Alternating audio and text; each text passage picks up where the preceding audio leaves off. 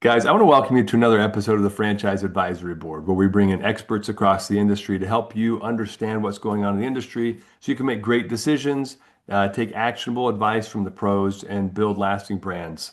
And I've got with me Jana Bailey. If you guys don't know Jana, I'm not sure which rock you're living under, but she's the CEO of a group called FranNet. They have a sterling reputation, 38 years operating as a franchise consulting group, and arguably the best reputation in the industry for high quality candidates that are going to brands. Jana, if you don't mind me being a little pandering and flattering here, but I just want to tell people about who you are because if they don't know you, they really should. She's served on the board, the executive board of IFA for 6 years. And she's also in 2019 she was a recipient of the Bonnie Levine Award, which is a prestigious award they give to women who make a major impact in the industry, spend time coaching and mentoring other women, and clearly a very qualified recipient of that. Thank you. And oh, yeah, you're welcome. But these are, yeah, I get to beat the drum, but I think anyone who knows you'd be like, yep, that's probably 5 years later than she should have got it. But also, Jana, guys, if you don't know, she's a bit of a bad egg. She comes across as a very sweet lady, and she is that. But she's also, when she was 40, she grew up riding horses, got her first motorcycle at 40, a Harley Sportster. And there's more to that story. I'll let her tell you one on one. But anyway, really neat lady. And we're going to talk today a little bit about the what's going on in the broker and consulting community with some of the regulatory and legislative changes and some of the revamps and maybe some renaissance that Jana feels is really important in the space. Before we jump into that, though, will you tell the people it's a little bit more about you? Tell them a little bit more about FranNet, Jana, before we jump in. Is that okay? Sure, sure. Well, FranNet is 38 years old. It was started out in California by a gentleman by the name of Howie Bassick. And after 19 years, he decided to sell, and he sold to a small group of FranNet office owners. And none of them wanted to run the day-to-day business, so I wound up with the position 19 years ago. We are scattered throughout the US, Canada, and we do have a presence in Germany as well. FranNet is not the biggest, and we don't have the desire to be the biggest. We just want to be the best, and that's what we constantly strive for. I love that. And the model's a little bit different with FranNet, isn't it, than with other consulting groups? How is that? Just so people kind of get a little bit of a differentiation between you and how other groups operate. Well, we are a franchise organization, and most of the other groups are member organizations or they have employees. So, we set ourselves apart. There is one other group that is also franchise, but the majority are membership. Now, why does that make a difference? Well, when the current ownership took the company, bought the company from Howie, they were under a type of membership organization. They were a mutual benefit Hmm. company, which Yeah. basically meant all the volunteers, all of the people out there, the broker consultants were doing all the work. When I went to visit our office in California right after I took the position, there were three and a half people there. And I say half because, one of them was part-time. Hmm. And I was just dumbfounded. And, then everything I asked was volunteers did it. Whether it was inventory committee, the volunteers were bringing in the brands and vetting the brands and on and on.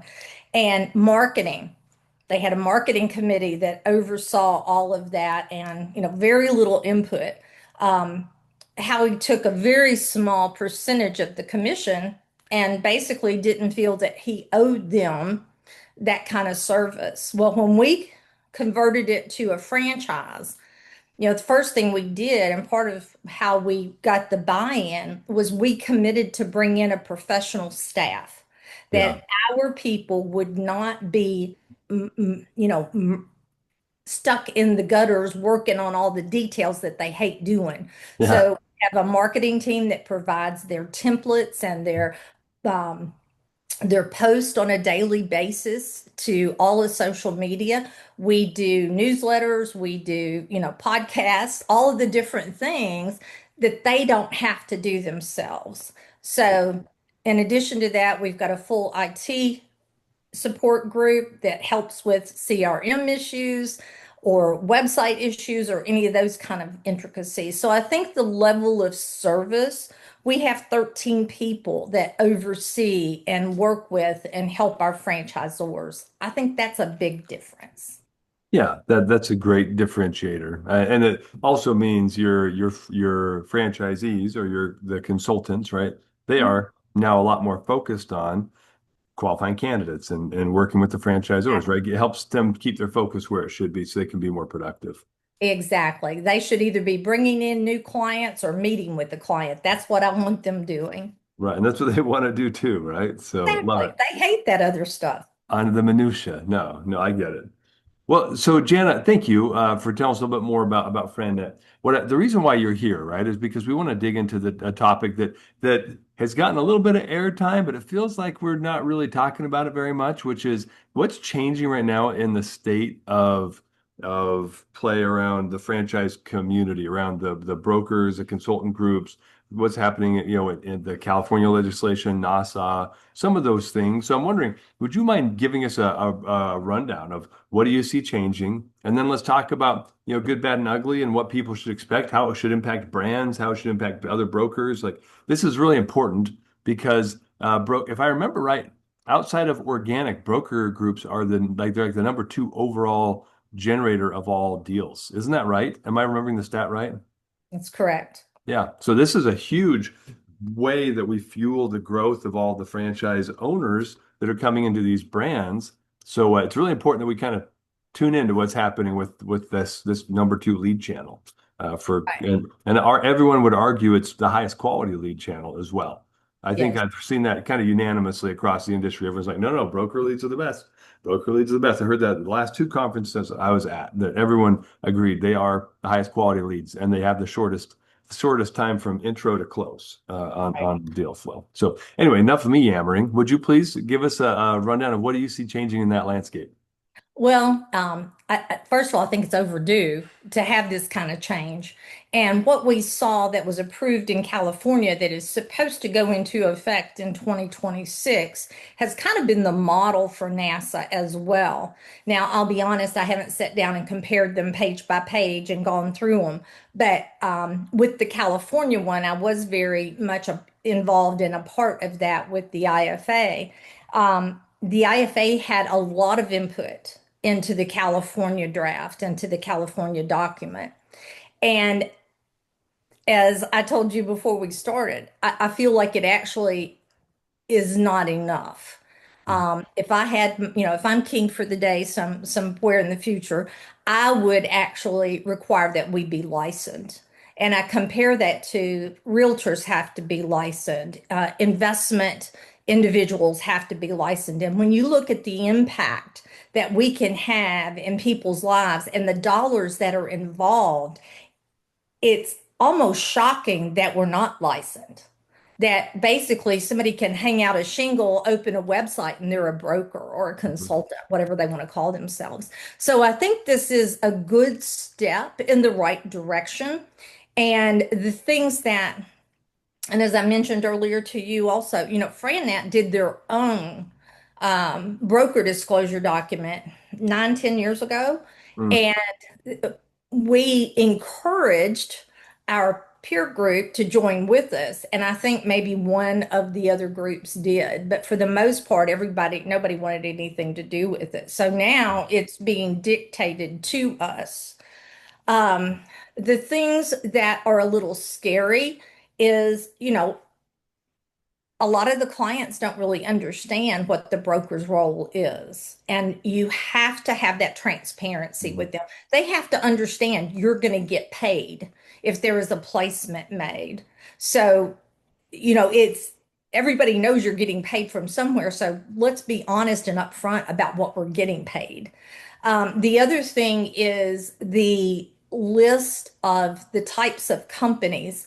You've got some groups that seem to do better with XYZ and others over here, and they may not have a wide spread of the types of franchises that they could even offer to a client. The mm. client needs to know that. So if they're being steered away from certain things, they understand the reason is that group doesn't have those concepts. Got So I think it. it's just more transparency, and I personally think transparency is needed. We're supposed to be trusted advisors. And how can we be trusted advisors if we're trying to hide behind some information that we're so scared would run our clients off?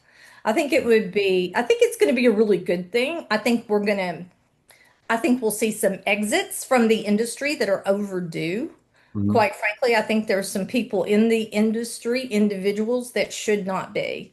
Yeah.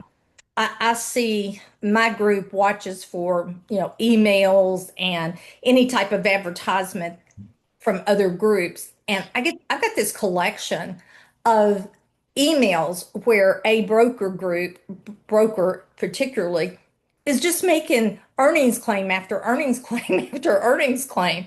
And, that's the number one. I know when I got in this industry more years than I want to think about ago, that's the first thing they told me. Unless you want to wear orange and have a very small cubicle you live in the rest of your life, don't make an earnings claim. And they're out there just emailing this out to the world. Yeah. So those are the kind of things that have really given the broker industry a bad rap. I mean, there's some really good brokers, and not Yeah. all of them are with FranNet, and I know that. So, but there's also some really bad operators out there that need to go. Mhm. No, I appreciate you sharing that. That's this concept of transparency is one I think everybody can get behind that, right? And when we start talking about this issue, I know this really ticks off a lot of the OGs that are phenomenal. Like people I know personally, they've been doing this for brokering for 30 years. Some people hate change, and I agree. Like Mhm. sometimes change is obnoxious. Yep. Uh, the transparency factor, I think everybody can agree, yeah there should be more transparency, enforced transparency, where I think a lot of the best brokers were already being transparent, right? They Yes. were like, "Hey, these are the brands I've got available to me. After we talk, these are the ones I think they're a fit for you. I don't get paid by you. I get paid by the like." They're disclosing things naturally because I think they're honest, good people. And but creating a standard so that we can make sure everybody's operating from the same playbook. Yeah. That part, I don't think many people disagree with. Mm-mm. Tell me what's so controversial from your perspective. Some people are really bent out of shape about some of the expense, the added business processes, the Yeah. registration, some of those things. Like what is it that's got the broker community kind of animated about this issue? I'm not really sure because, what we've already been doing, this is just an extension of that. And it's basically, listing the brands that you have in your portfolio. Mm, And then, what we do is list the SIC codes. I was a banker, so I really like standard, information there. So we're giving the SIC codes that the companies fall into. So beauty, health and beauty, those kind of things. And then how many or what percentage of each of those categories do our brands fall into? And then we go a step further and give a percentage of the brands that were placed in the prior year. mm, Well, for the franchisor or the head of the broker group, if they're tracking their sales. Now, I do know some of the member groups don't because they don't get commissions, so they really have no reason to keep up with when placements are happening, who's doing them, what franchisors, that kind of thing. Oh, we already track all of that. So this is going to be really simple for us. So I'm mm. sorry it's going to cause them ulcers, but it's information that should be available. Yeah. No, I mean and it's helpful for the consumer to know of what kind of Yes. investment they're making. What about so on the back end, at least, and I'm a little ignorant here. I've read through actually some of the recent documentation and resources and opinions about it, but I think a lot of people are concerned about the burden on the consultants or the brokers that they now are going to have to start registering in states, well, Mhm. almost like a brand. It's a fairly cumbersome process right now at the state level. So if I'm a broker and I'm a new broker and I want to be able to represent, you know, candidates in California, sometime in 2026, if they get their funding and their process in place, I'm guessing it'll probably be 27 or 8 before anybody actually Like gets it me. deployed, but we'll see. They're spending all their money on corporate parties and building bullet trains to nowhere in California. I don't know if they have any money for this, but they're but how do you, I mean, is there going to be a way, like, how are you guys going to address that at FranNet? Because that's going to be a bit of a burden. And it eventually might be all the registration states might require it, or every state. Eventually, a broker might have to register in 50 different states to be able to operate. What are your thoughts about that and kind of the burden on the brokers? Well, in working with our attorney, and what we've talked about is corporate will basically do the template for all of our brokers. So if you think about it, like when a brand has to register with all of those states, they have a basic FDD that they submit with whatever changes then are required by the states. So I think it will be one massive filing that goes to all the states requiring it. And once you, I mean, it's probably going to be awkward the first year or two, trying to be sure you've dotted all the I's and got all the T's and trying to get it done. Hmm. But we already are required to register in some states like New York and Washington State. Hmm. And there's others, but those two just jump out because that seems to be where we get a lot of discussions where our people are registering now. Hmm. And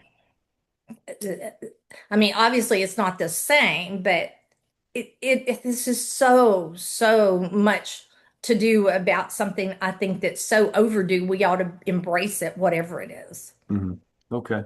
Yeah, and in your case, you guys will, it sounds like you'll have some resource at the home office that will help prepare or streamline the flow to make it less burdensome. But for groups that may or may not have that kind of resource, it feels like there's going to be a lot of burden placed back upon the individual brokers to say, if you want to do business in California, here's how you do it now. If you want to do business in Utah or Colorado or whatever that process becomes, right? Then you'll need to do that.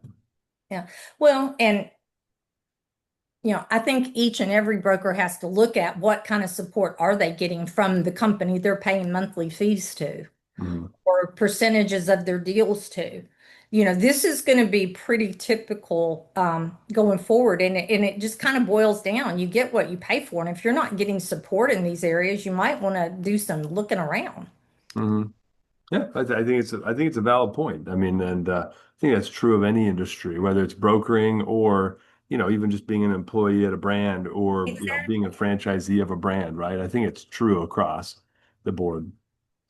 You've talked about the transparency factor, Mhm. and tell me why is that so dear to your heart? Like clearly there have been some things that you've seen that have been happening in the industry, or there are the good cases and the bad cases, but why now? Like why is now such an important time to start creating more transparency around this?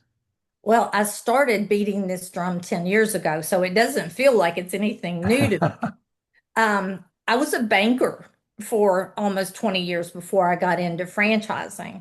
And, I saw what we had to go through as far as disclosures, back from when they'd say, oh, the car is 8% to telling you, oh, well, it's actually 15 and a half APR. Yeah. So, that I watched all of that and it was for the good of the consumer. And I think that's what we have to think about because for all of our discomfort or, inconvenience, these people are trusting us in most cases with their life savings. Mhm. This is something that will make or break their future in a lot of cases. And if it inconveniences us a little bit to make sure they know exactly what they're getting into, they know exactly our motivations.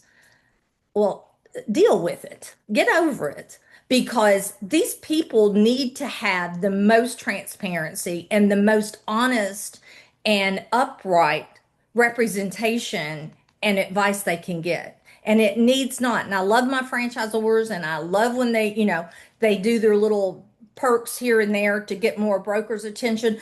But brokers, if an extra 10 grand or a trip somewhere is why you showed that brand to a person that it isn't a good match for, shame on you. We need to stay clean and 100% above any questions. Yeah. Well, that's a great soundbite as you think about like what's the motivation here? And yeah, the transparency factor shouldn't be intimidating for anyone who is staying above board anyway. No, What? we had some comments made I want to share with you, Dave. And it was at one of our conventions, and we had somebody running around with a mic. It wasn't one of my people, and they kept asking them what was the difference in FranNet. Mhm. And what kept coming up is FranNet cares.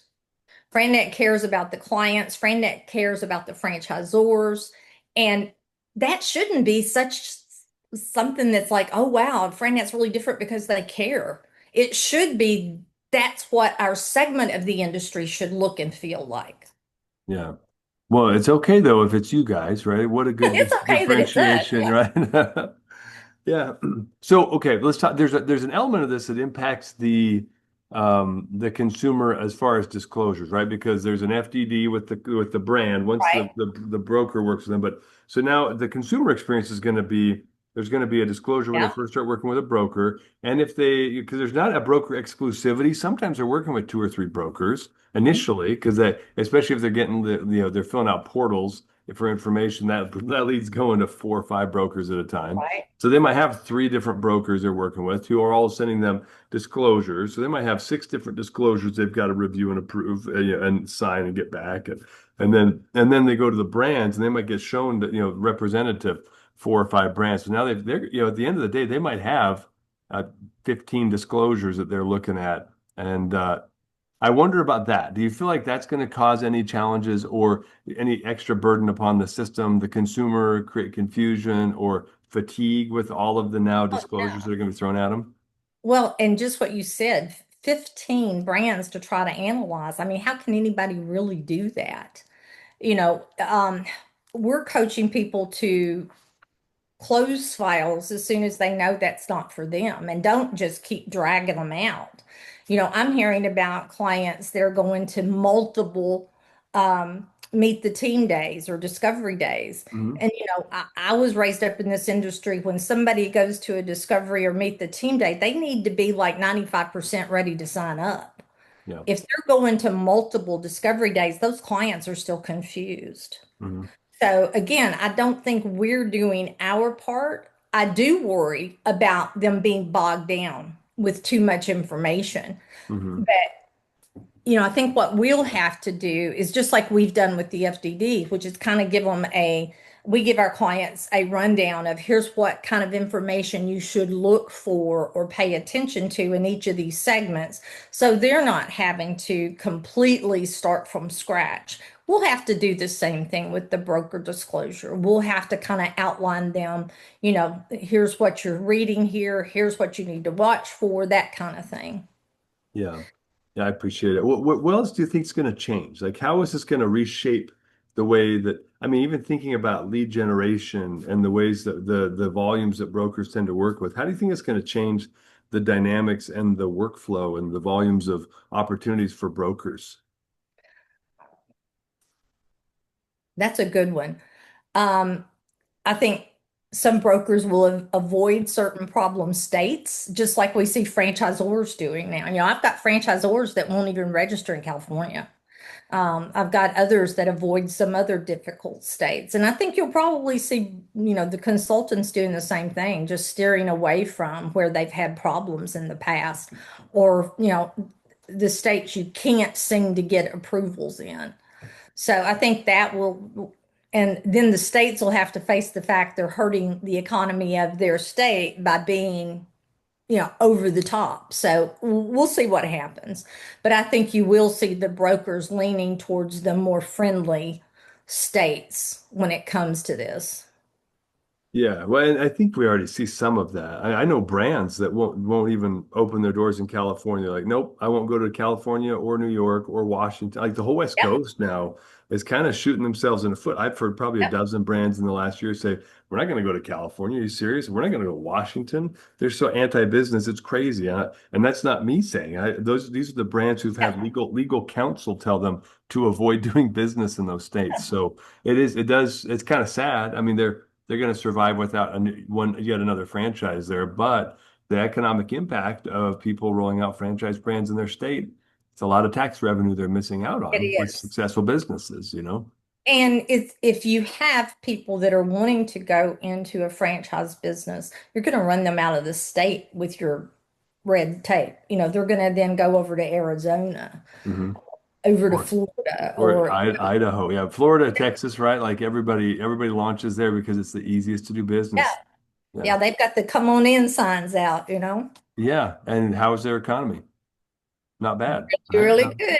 Wait, versus never mind, I won't say it. I won't say the $26 billion deficit state that we both know is struggling, but yeah. Yes. Yeah. Anyway, so well, let's talk about NASA for a minute. So we've been talking about the kind of California, NASA, like, and you see, and it's okay. I know you haven't been through it line by line to compare the two, but some people don't even know what that means. So what is NASA and like what is this group? What is their purpose? Do you Yeah. know much about their background? Well, yes, this is the group of states that require individual registrations. So, yes, California is in it, and so is Washington. Any state that's a registration state for a franchisor is a part of NASA. Hmm. And that's so it's this group who decided at some point, whatever the government on the national level was doing wasn't enough, and they would take it a step further. Yeah. So that's what they've done here. They've said, national, the government has not done enough, so we're going to step in and put some new requirements in place if you want to do business in our state. Yeah. And it sounds like the same group is really, they're kind of keying into this issue right now of broker Mhm. registration. So, but they're not, they can't, they don't push. I thought my understanding was they don't push policy, they influence policy. Is that a fair understanding of NASA?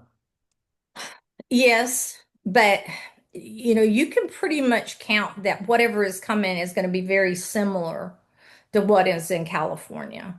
So Okay. that's kind of what our attorney has prepared us for is like, if we get our draft and we're ready to go in California, there shouldn't be a whole lot of differences in the other states. We feel like NASA will follow in California's step, in their process. Yeah. And my understanding is quite similar, with Yeah. a few differences. Oh, Uh, they all have to throw their own little thing in there.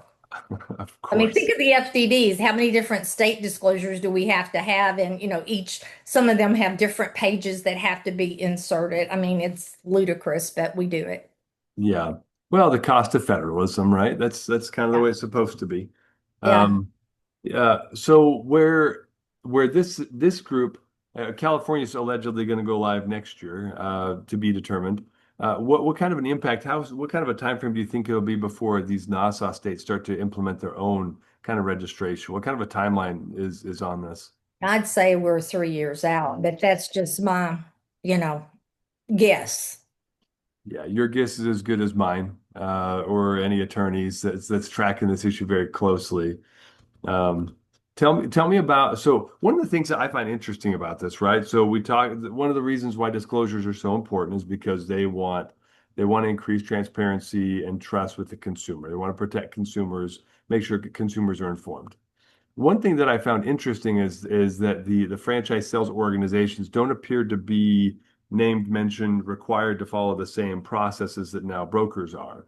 And I'm curious your thoughts about that. Like why is that? Because this is notoriously a group that tends to maybe oversell, overcommit, and often I don't think this is universal, but sometimes you'll have bad actors that Yeah. truly aren't representing the interests of the consumer very well in that group also. And the same can be said of brands directly too, right? But Yes. but where they've got so much power and influence and ability to move units, like it can be a challenge at scale.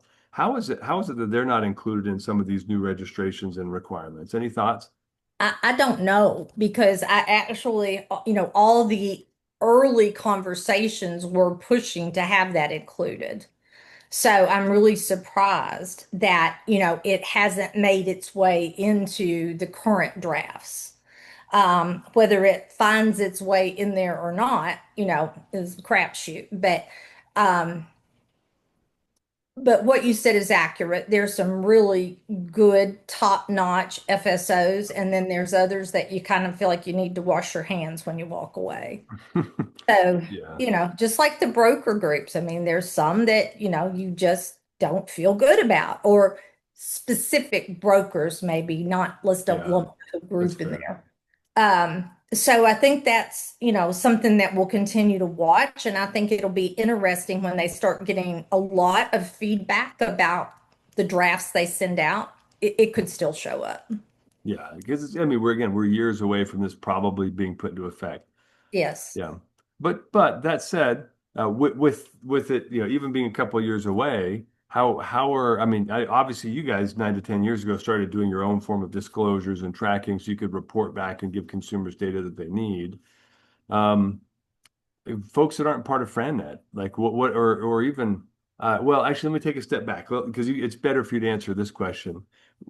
How should brands be looking at this? So I'm a franchise brand that relies upon brokers to get deals across the finish line. It's my, maybe it's my number one or two lead channel of quality leads.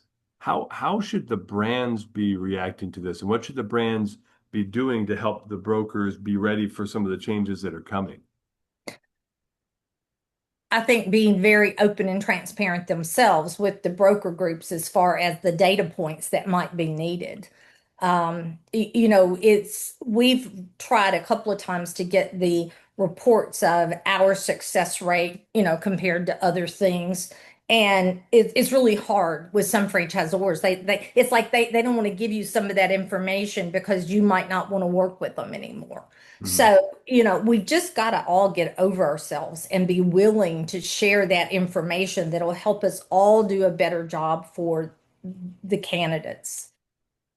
Yeah, I'm with you on that one. I feel like there's a lot of like unfounded fear and concern. I mean, frankly, I know why you want that data. It's a great marketing piece of data. If you're like, hey, look, our leads converted X%, like that's actually a pretty good way to market your services and validate the quality of effort you guys put into things, right?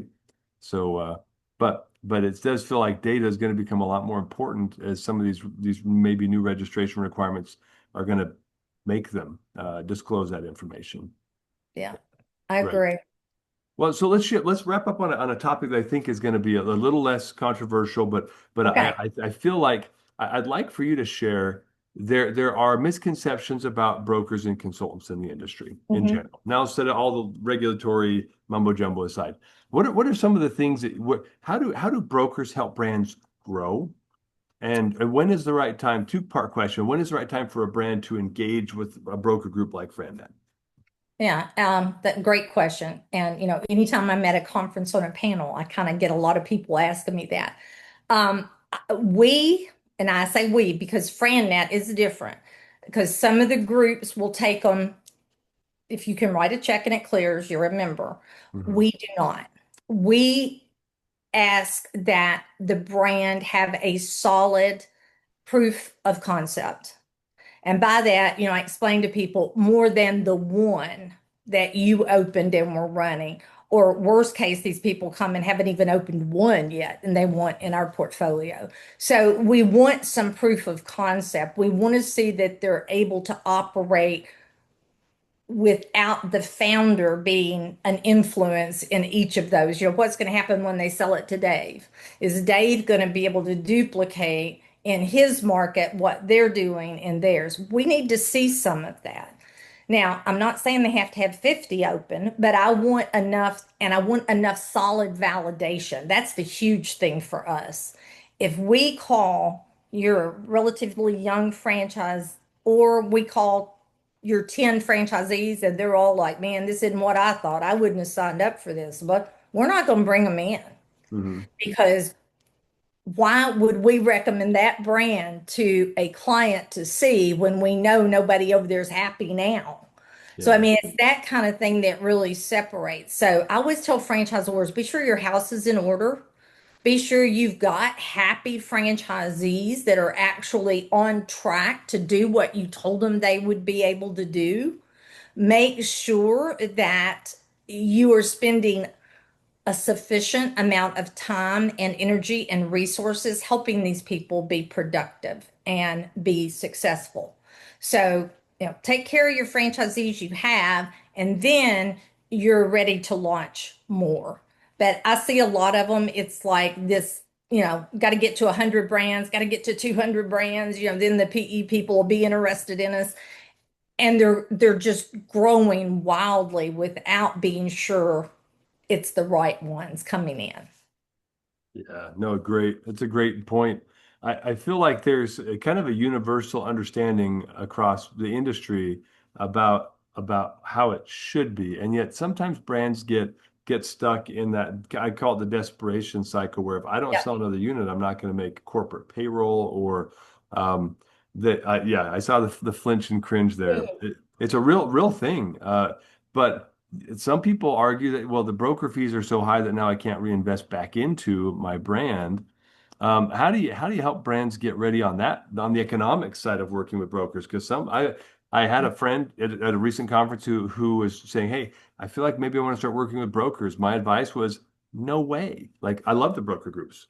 You're not Mhm. even close to ready. Like you need to have proper infrastructure. You need to have Exactly. operations people, field coaches, people who can make sure that your units are successful, and you got to be royalty independent enough that you're not living broker deal to broker deal in order to Right. make your payroll, keep the lights on at the headquarters. Otherwise, you're not going to be successful. Or you'll take in people. It's like the death spiral, right? Like, well, I need the Exactly. money, so let's take them in, and that creates a lower validation, it Yep. creates lower success rate, and then they just spiral down until they implode. And I want to help people avoid that. But Yep. the fee structure is something that a lot of people don't understand, and so they try to keep their franchise fee low so they're competitive, and then they open up to brokers. And I feel like it's like the beginning of the end for a lot of people at that point. It can be. And of course, we all know the number one reason a business fails is lack of capitalization. Hmm. So, I get really angry at some of these organizations that help people franchise, and then they give them some real low number for this is what it's going to take to launch your business. And those people come to us and they're not ready for anything. Mm-mm. And they don't have any more money because they gave it all to this company that helped them get an FDD or, an ops manual and, a Yeah. couple of documents. Well, enjoy reading them because you're not going to go anywhere with them. So you've got to be realistically capitalized. Now, as far as the fees that brokers get, franchisors, you have to decide, can you afford it? Is it realistic for you? You can't expect the broker groups to drop their fees just to work with you because, our people eat what they kill. If they don't have placements, they don't have income. So they want to work with brands and they want to get paid by brands for the work they do. You can't go jacking up your franchise fee anytime you want to just to try to get more, revenue coming because then your or then your ROI is not going to be realistic and you're stretching everything out of proportion. Hmm. So you really have to look at the whole picture. We are not, and I've sat on many plant panels and said it, and people look at me like I'm crazy. Brokers are not for everybody. You've got to be sure you're prepared and financially able to work with brokers. So, don't jump into the deep water until you know how to swim. And let's be sure you're ready. Hmm. I totally agree. What's a general like for a franchise consultant to feel like, hey, this is worth my time, right? I mean, it should be based upon the unit economics, the performance of the Right. brand, but there's also you and I both know there's a certain like range where if you're not within this healthy range, then the consultants typically are not going to represent you as much as the other ones. There are some money motives behind all of this, and that's okay, I think. It's Yeah. reasonable for them. But where do healthy fees need to generally be so consultants would be interested in representing the brand? Well, I've had to eat crow on that recently because, we brought in a concept that I would have never believed my group would have embraced, and they have. And it's got a really low fee, but they feel like it's going to be a niche for a lot of people that want in franchising so bad that can't afford some of the other things. So I'm proud of my group that they stepped back and said, I would rather get a lesser fee and help my client with something that is in the realm of what they want to do than to keep telling everybody no. So Hmm. we brought in some lower tiered fees. Now, for the franchisors that are out there, don't think that's going to happen for everybody. It's got to make a lot of sense. And what we look at a lot of times, Dave, is the total investment. Hmm. You know, does the total investment support a franchise fee that they're charging and a broker fee that we're going to charge? If Hmm. not, if the company's not making big money every year, they got no business trying to do that. So, but Yeah. what I tell people, if you're not prepared to pay 25,000 plus, you probably need to go rethink this. Yeah. So I would say, the averages we're seeing now are in the 30 to 35,000. And it just depends on too, if it's a single or a multi-unit and all those things. Yeah. So, but 25,000 is kind of the entry level to play in the big league. Yeah, no, I agree with you on that. That's kind of what I'm seeing, but I mean, your perspective is better than mine. I just see it across multiple brands, but you're in the same ballpark that everybody else tends to be in with that perception. And frankly, the higher the fee, the more attention a broker's probably going to put into it. But it's not just that. The savvy brokers will look at a brand with a really high. I'm guessing if they see a jacked up rate, sometimes they're maybe a little hesitant, like, well, why are you Yep, putting your rate so high? Let me dig deeper into the numbers here and make sure exactly. this is going to be good for my clients. And their question is, our group, our committee that we take things to, we bring the brand to the table and then we're looking to see, would you show this? And the things they'll zero in immediately, how strong is the balance sheet? Are they reinvesting in the business or are they paying it all out to the owners? And, do they have a long-term vision? What's their plan? And so our people ask hard questions because they don't want to put somebody in a 10-year contract and this company, you know, go belly up in 3. Yeah. Well, it's hard to go to sleep at night and look in the mirror and smile if you're doing stuff like that. It better be. Yeah. If it's not, you need to go do some serious thinking about the impact you're having on people. Yeah, I agree with you. Jana, you are just full of insights and spunk and fun. And I'm sure somebody who's going to listen to this is going to say, man, I'd like to get in touch with Jana. What's the best way for them to reach out to you if they say, hey, I want to have some follow-up dialogue with you about that conversation with Dave? Sure, and I'm very open to do that. You can reach me at our website, frannet.com, and we've got the management team. Or the really easy way is J Bailey at frannet.com, and that's two N's in FranNet. And I read all of my emails. Nobody else screens them for me, and I'll get back with you. Yeah. Well, it's generous of you to offer direct contact like that, Jana. I know that you're at a lot of conferences, so I can promise you guys, as intimidating as it might be to talk to such a high-powered lady with so many accolades in the industry, Jana's one of the most approachable people I've ever talked to, and pleasant as well, on top of it. So, Thank anyway, you. yeah, Jana, thanks so much for making time today. Sure appreciate Happy the to be wisdom. here. Thank you for having me on.